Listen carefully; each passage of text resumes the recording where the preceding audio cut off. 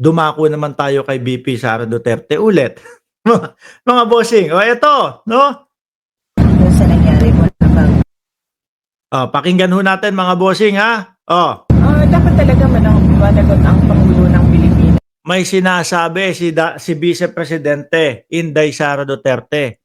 Ang dapat daw hong managot mga kababayan ay si Pangulong Bongbong Marcos dahil daw po doon sa pagkakawala o pagkaka-aresto ni dating Pangulong Duterte. Ha? Hindi nga dumiretso kay Pangulong Bongbong Marcos ang ICC.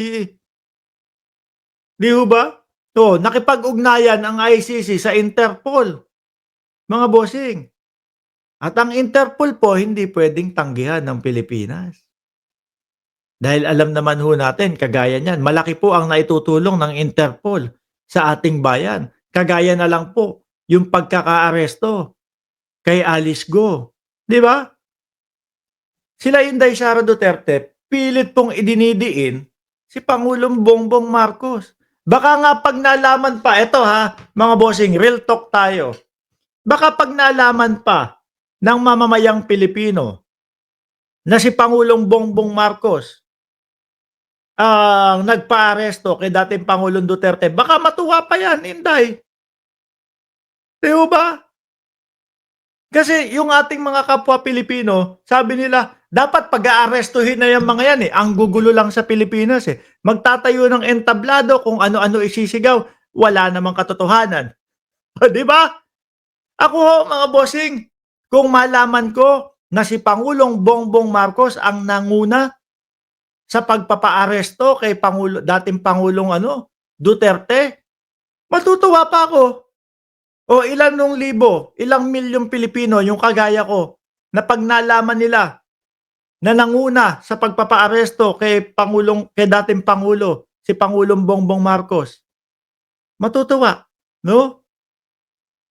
Ayan, may ngipin talaga ang grabe kayo, ang haba niyong sinasaalaula si Pangulong Bongbong Marcos o si Terin, di ba? O sabi niya, o ako.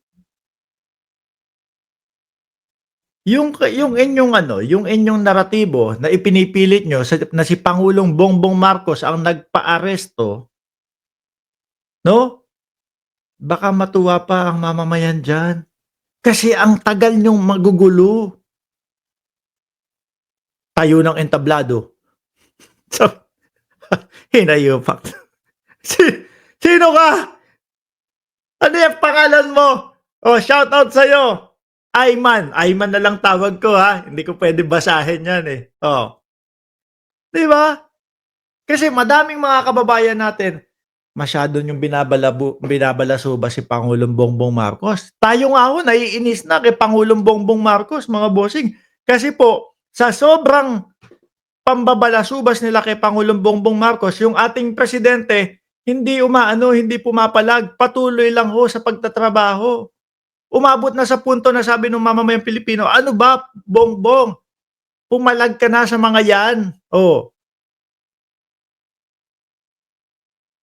Kaso hindi ho ang Pangulo ang nagpa-aresto eh.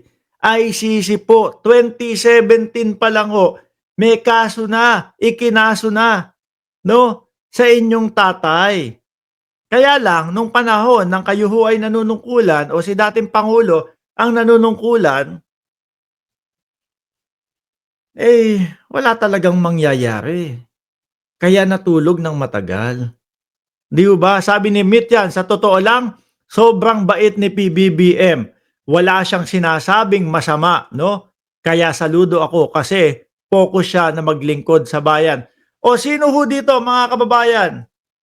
Yung nabuisit na o nainis na kay Pangulong Bongbong Marcos, taas ang kamay kasi hindi pumapalag dati. Meron diyang sa comment section, meron parang kamay dyan. Di ba? Naiinis na tayo kasi hindi pumapalag si PBBM.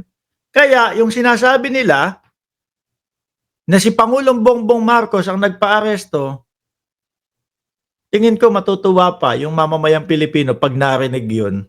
Di ba? Diyos ko kayo. Tuloy mo nga, BP.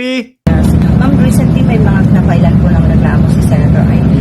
May mga secretaries, may mga PNP officials. But you think meron pang mas mataas na dapat managot PRR. Ayan, dahil nga po si kinasuhan ni Senadora Amy Marcos, di ba? Si Nicolas Torre o tsaka yung iba pa, mga bossing. O tanong ng reporter kasi semina yata yung reporter, tingin nyo may mas mataas pa na dapat kasuhan. Si Pangulong Bongbong Marcos siguro ang sasagot ni Inday. Oo, dapat talaga managot ang Pangulo ng Pilipinas because he allowed foreign organization. Eh yung ngayon nga eh, tingnan nyo ho to mga kababayan. Yung ngayon nga, na hindi na ho sila ang nakaupo. Na hindi na ho sila, no? Yung presidente. Yung mga patawag po sa kanila ng Kongreso, binabaliwala ho nila eh. Yung mga patawag ho sa kanila, mga kababayan, sa Senado, binabaliwala ho nila eh. Oh. Kaya tama lang na nandoon talaga sa ICC si dating Pangulong Duterte. Ako, para sabihin ko sa inyo, mas okay pa na nandoon sa ICC ang dating Pangulo. Bakit to? Eh kung sa Pilipinas yan, saan ilolong ko yan? Saan ikukulong yan? Kasama nung mga nung mga nasa bilibid. Eh syempre hindi naman, di ba? Oh. Syempre magre-request ho sila na house arrest na lang, hospital arrest na lang. Parang wala din.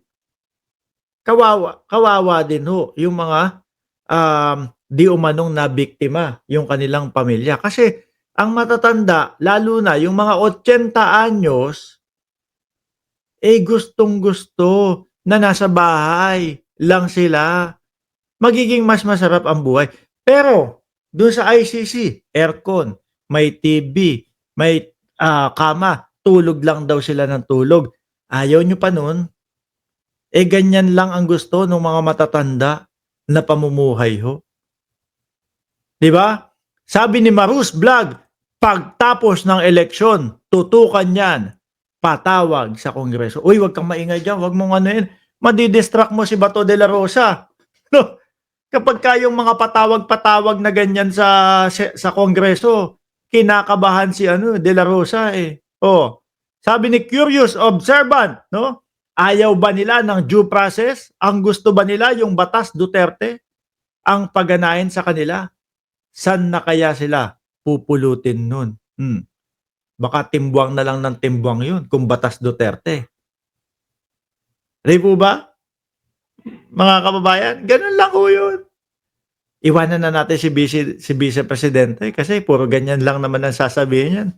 Puro, alam nyo na, yung puro hindi pabor sa Pangulo, lahat po isisisi kay Pangulong Bongbong Marcos.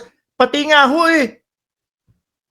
yung video na lumabas kay Pulong Duterte, mga kababayan, nako, sisi pa din ho kay Pangulong Bongbong Marcos. Administrasyon daw ang may pakana.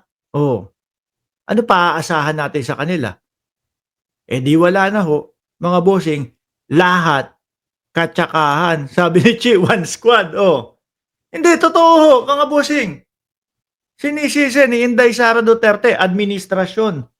Dahil daw pinupolitika lang daw ho si Pulong Duterte. Doon sa pakikipag, ganun pa. Di ba? Tas biglang nambuntal nung nagbayad ng 1,000. Kasalanan ng kapatid. Di ba?